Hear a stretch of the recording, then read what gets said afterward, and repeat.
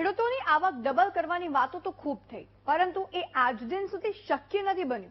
પરંતુ આધુનિક યુગમાં આધુનિક રીતે ખેતી કરવા પર ખેડૂતોની તકલીફ દૂર થઈ શકે છે।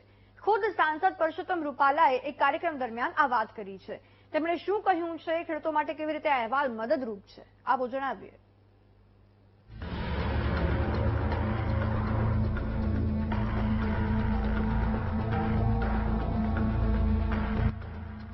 સમય બદલાયો છે, ખેતી કરવાની રીત પણ બદલાઈ છે।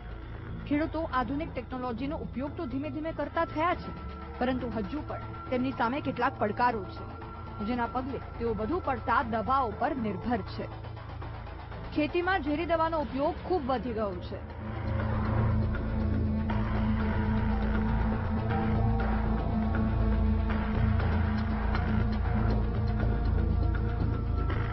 ત્યારે સમય સાથે ખેડૂતોને વધુ આધુનિક ટેકનોલોજીના ઉપયોગ માટે સાંસદ પરસોત્તમ રૂપાલાએ ટકોર કરી છે। ઇફકોના ઝારા અમૃત પ્રોડક્ટના લોન્ચિંગ દરમિયાન પરસોત્તમ રૂપાલાએ ખેડૂતોને ટેકનોલોજીના ઉપયોગ માટે અપીલ કરી છે।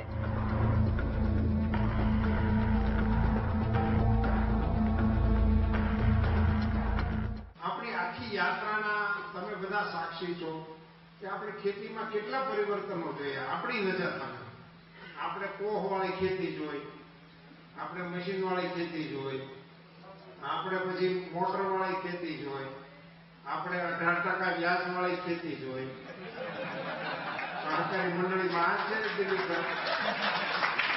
18% બોલો, ત્યાંથી જીરો સુધી આવ્યા, સબમર્સિબલ સુધી આવ્યા, કેટલી નવી નવી સ્પ્રે ઉપર આવ્યા, અને હવે પેલા ડ્રોનથી સ્પ્રે કરવા માટે આ બધા દ્રશ્યોમાંથી આપણે પસાર થયા। એટલે એક વાત કાળજી રાખીને ખેડૂતોએ ગાંઠ બાળી રહેવાની જરૂર છે કે આપણે ઈચ્છીએ તોય પરિવર્તન આવે, અને આપણે ન ઈચ્છીએ તોય પરિવર્તન તો આવવાનું હોય આવે।